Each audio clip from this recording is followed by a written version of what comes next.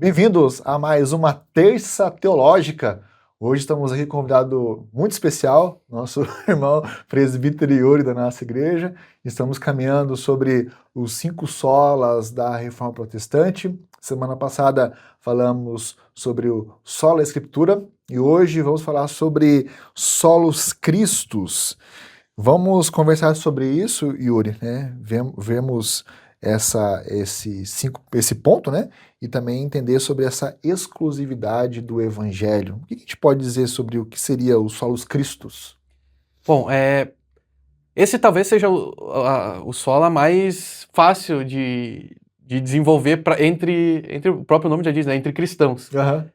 Talvez seja o mais fácil e o que mais deveria nos unir como crentes, porque, querendo ou não, a gente está numa religião chamada cristianismo, né? Uhum. Então, a gente entende que a ideia de que Cristo é só por Cristo que vem a salvação. A gente vai desenvolver um pouquinho mais. Uhum. Mas eu diria que, basicamente, a gente pode achar que é uma coisa trivial, olhando numa camada mais externa, assim, olhando superficialmente. Todo cristão deveria crer que a salvação vem através de Cristo e é através dele que a gente alcança a salvação, ou que a salvação é alcançada a nós. Mas a questão na época na época dos reformadores era a questão o problema da mediação. Uhum. Quem era o mediador entre a nossa salvação e nós? Como alcançarmos a salvação? Todas as religiões, com base no cristianismo, elas concordam que o ser humano está em pecado, está em estado de pecado e não consegue se salvar sozinho. Uhum. Alguns tentam resolver de outras maneiras mais heterodoxas, mas o normal é que se entenda que Cristo seria esse mediador. Uhum. Mas a gente vê que no momento da Reforma Protestante, se colocaram vários mediadores e vários meios do caminho até chegar a Cristo e depois até chegar ao Pai. Sim. A gente vê que a doutrina católica, que era combatida na época, ela não tinha dificuldade em dizer que Cristo era o Salvador e pelos méritos dele que a salvação era alcançada até nós, Uhum. mas começou a se colocar estágios para se Uhum. alcançar Cristo. Uhum. Seja Maria e os santos, através da intercessão deles, seja a própria igreja, a própria instituição, que eles dizem ser a cabeça, ser o corpo de Cristo, que Cristo seria o cabeça, Uhum. e através da igreja que viria a salvação. Uhum. Então, e aí sim se chegaria a Cristo, e aí sim se chegaria ao Pai, através da propiciação dos nossos pecados. Então, o problema da época era essa questão de mediação, de como eu alcanço a salvação. Nós entendemos que, através deste sola, que é apenas através de Cristo. Uhum. Há um só mediador entre Deus e os homens, só uma pessoa que pode nos alcançar a salvação. Uhum. E na época a gente via que se colocavam vários empecilhos no meio, vários estágios para se chegar até Uhum. Cristo. Legal, legal. E consequentemente, né, nós tínhamos esse poder, olhando para o contexto da Reforma Protestante, né, esse poder que a Igreja Católica tinha sobre a população, né, os crentes, vamos dizer assim. Sim. Né? O povo, ele tinha aquele medo do inferno, tinha medo do juiz, ele tinha consciência sobre esse Deus justo e poderoso que precisava punir o pecador, e ao mesmo tempo você tinha a igreja que conduzia essa situação para que o cristão, o fiel, dependesse da igreja para alcançar essa salvação, alcançar essa libertação dos seus pecados. Havia pregação, né, sobre Cristo Jesus, né, Cristo Jesus liberta, mas sempre, como você disse, né, havia esse adendo, né, Cristo Jesus liberta, mas venha confessar com o padre. Os sacramentos eram mais e se tornava, em vez de ser o que é para nós hoje, uma simbologia, uma verdade espiritual que está sendo representada fisicamente, não. Uhum. Era alguma coisa que levava à salvação. É o meio pelo qual, né? E exatamente, não deixar, isso não acaba, a gente vai depois falar sobre a sola fide, né?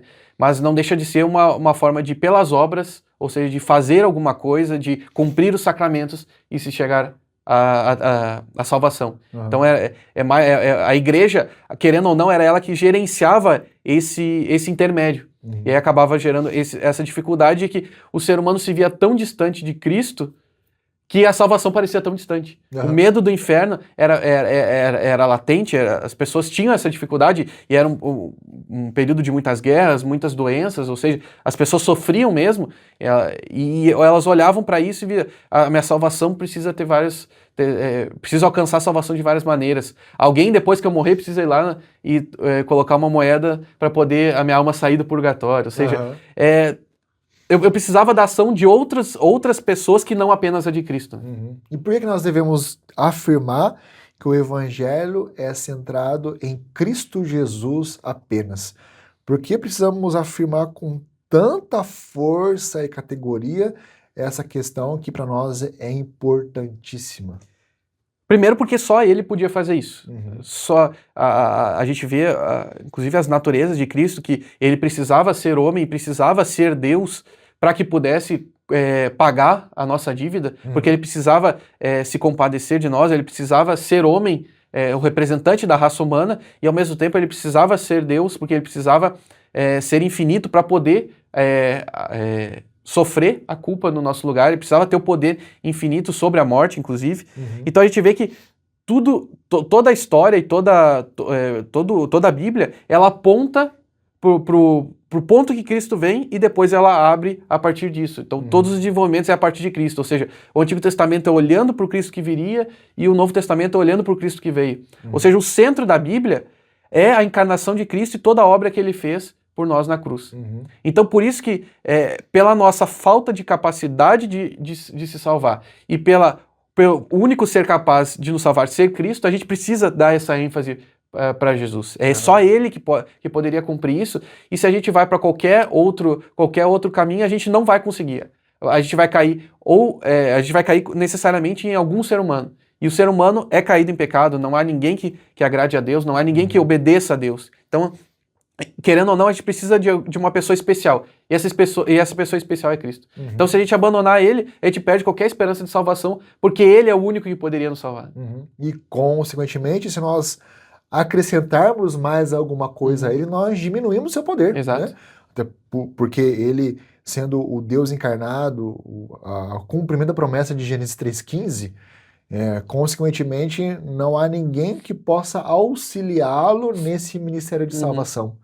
E, consequentemente, se nós colocamos alguma coisa, algo, ou o que eu faço, ou que outro alguém faz para me ajudar a obter a salvação, eu estou dizendo de forma indireta que a obra de Cristo, o próprio Cristo é insuficiente. Né? Aquilo que ele fez, teve poder, mas não tão poder assim para me salvar. Né? É necessário outra coisa totalmente alheia a Cristo Jesus para completar essa obra salvífica.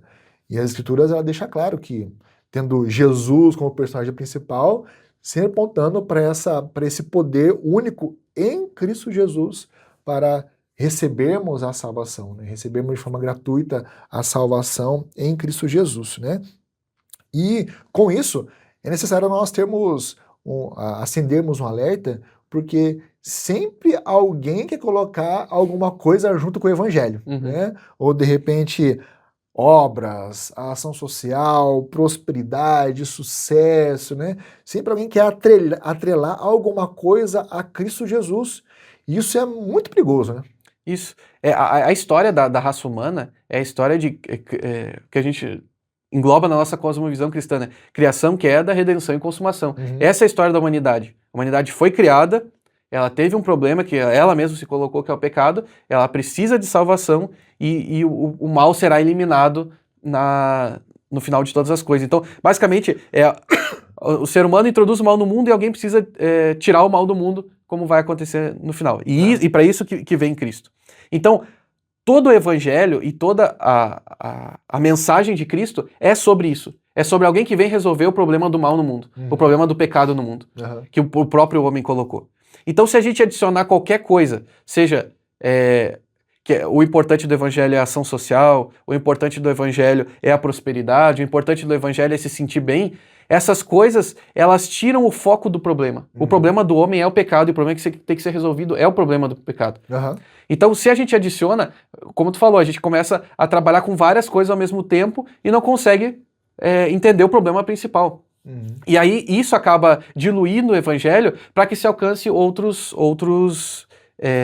para que não se alcance o objetivo principal, que é a salvação da alma humana. Então, no momento que tu disse que o evangelho veio para te dar prosperidade, hoje em dia a gente entende que é uma caricatura isso, né?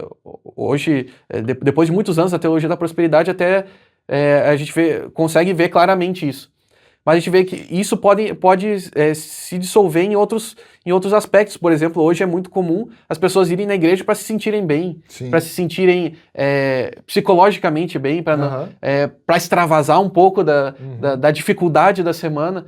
Nada mais é do que a pessoa tentando buscar uma salvação pro problema que não é o problema principal dela. Sim. O problema principal dela é o pecado, e isso precisa ser tratado. E isso só Cristo vai tratar. Então, no momento que a gente adiciona, a gente diz que o foco do evangelho é a ação social, a gente está a gente está cuidando, digamos, do corpo da pessoa, cuidando da situação de vulnerabilidade da pessoa, e não está atacando o problema principal dela, que é o problema do pecado e o problema do mal na vida dela. Então, quando a gente tira o foco, a gente acaba eliminando a ideia do que o próprio Cristo veio, que teve que morrer na cruz para salvar as nossas vidas, né? Numa eternidade viver, comprar nós para que a gente possa viver com Ele. Claro que essas coisas elas não são descartáveis. A gente precisa de ação social atrelado ao evangelho. A gente precisa de um bem-estar, digamos assim. A gente tem que se sentir bem por estar sendo salvo por Cristo. Não que a gente vai sempre estar bem, feliz, né? Mas é que a gente vai estar satisfeito por ser salvo por Cristo. Então, essas coisas, elas são consequências do evangelho, elas não são o foco do evangelho. E aí, no momento que a gente transforma a consequência em foco, a gente perde todo o contexto do que deveria ser apontado. E a nossa modernidade, ela também tem diluído a fé evangélica. Ela tem transformado a fé evangélica a partir da cultura, né? Hoje nós encontramos muitas igrejas, como você falou, né, nessa de se sentir bem, mas também oferecendo uma experiência sinestésica, né? De você conseguir, naquele momento, sair da realidade, quase que entrar num transe, né? Que é justamente a ideia de muitas luzes, escuridão e flashes e coisas que te levam ou te conduz a esse experimentar sinestésico e, consequentemente, você acaba deixando Cristo Jesus o Evangelho de lado. E até mesmo aquela ideia de que você precisa buscar ou se envolver neste amor, né? Que venha como você está, fique como você está, porque Cristo Jesus vai te amar de qualquer forma, né? E nós percebemos hoje que a nossa cultura, ela tem diluído o evangelho. Nós não estamos tão diferentes assim depois da Reforma Protestante, né? De que Cristo Jesus acabou se transformando num utensílio, né? Num brochezinho, né? Que a pessoa coloca e não faz tanta diferença assim. Lembrando que quando Cristo Jesus ele vai chamar os seus discípulos, né? Ele vai dizer, olha, negue-se a si mesmo, tome a sua cruz e siga-me. O apóstolo Paulo vai falar sobre um despojar do velho homem, se revestir do novo homem. A palavra de Deus sempre vai evidenciar uma transformação completa e radical que Cristo Jesus realiza em nossa vida. E o interessante é que nunca somos nós que realizamos, né? Mas é Cristo Jesus que faz essa obra em nós. Até porque nós não somos capazes de fazer isso. O apóstolo Paulo, em Efésios 2, vai dizer que nós somos mortos em nossos delitos e pecados. Então não vem de nós, né? Não é um ato nosso, voluntário nosso, dizendo, Deus, não é verdade, Cristo Jesus, né? Eu preciso desse Jesus para me salvar. É justamente o contrário. É Cristo Jesus transformando o nosso coração para que consigamos reconhecer a nossa necessidade do Salvador. Até porque tudo que fazemos é como um trapo de imundícia, né? Então, não tem como nós rejeitarmos essa autoridade ou essa obra salvífica de Cristo Jesus ou ajudá-lo nessa caminhada. Isso é possível, né? Para um homem é possível fazer isso. E voltando um pouquinho no assunto que tu falou, com a questão do cristianismo cultural, digamos assim, a gente tem um problema hoje, e o Schaeffer ele desenvolve um pouquinho isso, apesar dele não ser contemporâneo nosso, então alguns problemas se desenvolveram e talvez isso tenha ficado mais claro.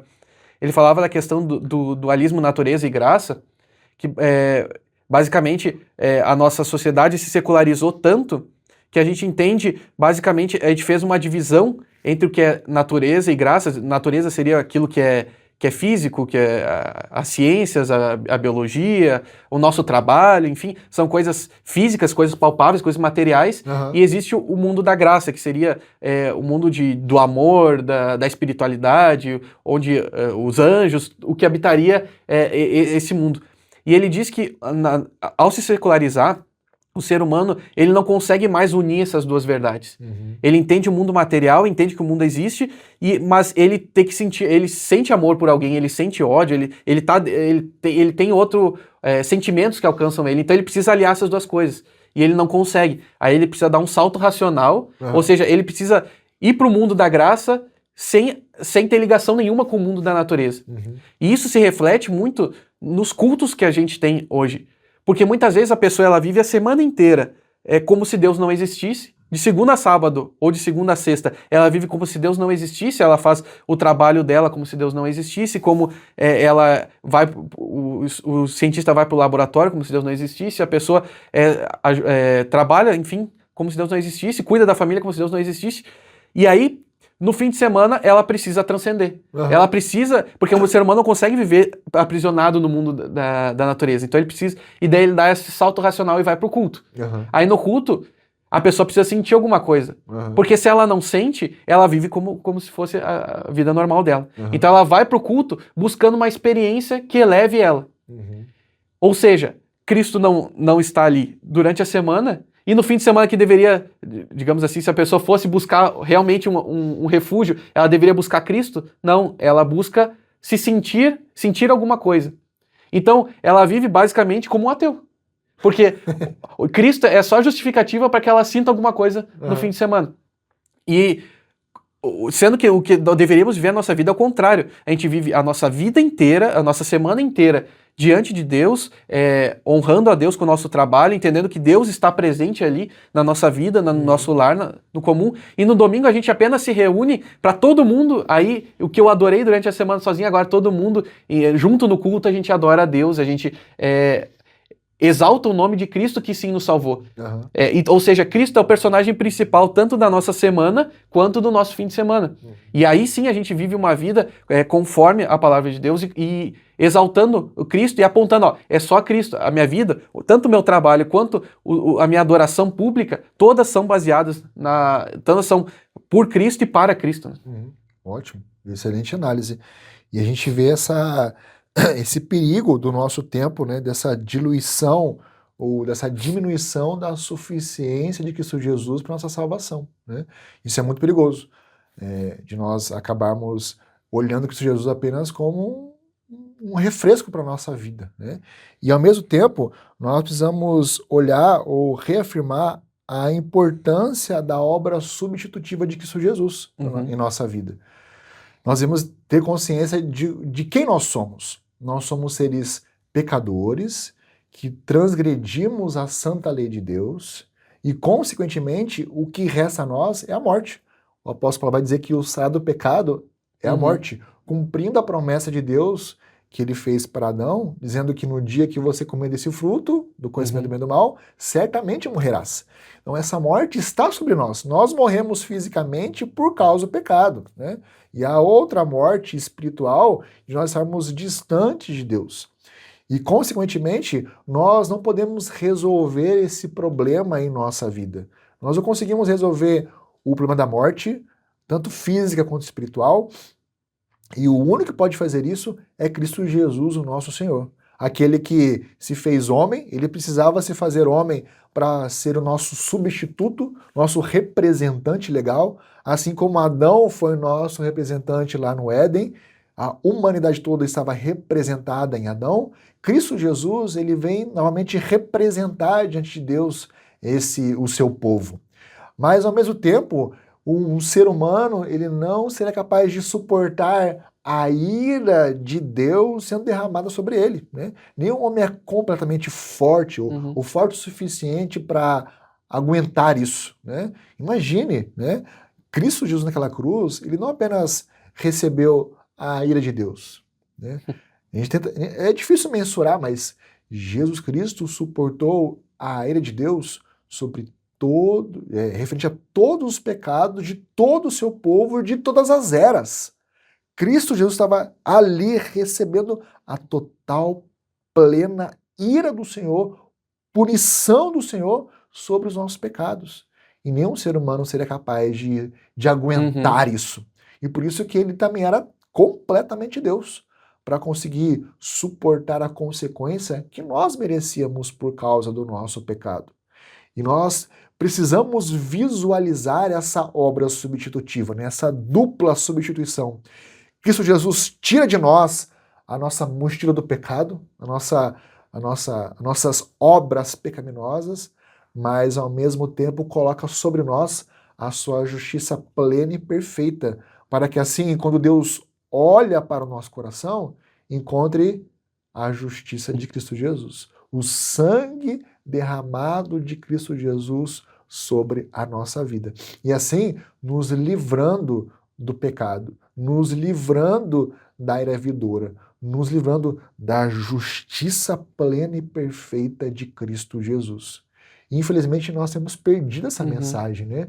A igreja evangelical, vou usar esse termo, ela não prega mais, ou não tem pregado essa obra de Cristo Jesus, ou não tem pregado as consequências de não estarmos debaixo da obra de Cristo Jesus. E isso é muito perigoso, porque se nós não estivermos em Cristo Jesus, o que nos resta na eternidade? É a morte eterna. A morte eterna, o juízo eterno de Deus. E por isso nós precisamos olhar para Cristo Jesus. Apenas Cristo Jesus é a nossa salvação. Apenas nele nós temos a verdadeira salvação, a verdadeira libertação dos nossos pecados. Mais algum apontamento? Não, a importância da gente, e essa substituição de Cristo, além de necessária, ela é muito bonita, porque ela tira qualquer mérito nosso, justamente porque a gente não consegue ter o mérito disso. É essa troca da nossa injustiça colocada sobre Cristo e da justiça dele colocada sobre nós, é uma troca tão bonita que nos deixa constrangido, assim. É como se tu levanta as mãos e não tem o que fazer mais. E esse amor derramado sobre nós também nos constrange. E isso mostra que o amor de Deus por nós é um amor maior do que a gente pode tanto transmitir quanto receber de outras pessoas. Então, se não fosse essa obra de Cristo, a gente não tinha jeito. A gente estava condenado eternamente e Deus era justo por isso e amém. Mas não, Deus mandou o seu Filho, mandou para que ele viesse e sofresse todas as dores no nosso lugar, não só as dores físicas. Hoje em dia é muito focado essa ideia do sofrimento físico de Cristo, mas o sofrimento espiritual dele, os sofrimentos psicológicos que ele sofreu, que muito mais imensuráveis, do que nós sofremos, e ele passou por tudo isso e a gente só precisou erguer as mãozinhas e ainda precisou de uma ajudinha para erguer as mãos, né, para receber esse presente. Então, que Deus seja louvado por isso, porque isso também é uma forma de glorificar Deus. A gente glorifica Deus porque Ele nos criou, porque Ele nos formou do nada, mas também porque Ele nos alcançou com esse amor que não tem como a gente nem medir, né? Espero que você também seja agraciado com esse amor incondicional em Cristo Jesus e que o nosso Deus transforme o seu coração para que você experimente dessa graça, dessa misericórdia que Ele derrama sobre o seu povo. Deus te abençoe. Muito obrigado pela sua participação, por estar aqui conosco. Continue conosco. Semana que vem estaremos mais uma vez falando sobre mais um sola da nossa Reforma Protestante. Deus abençoe e até mais.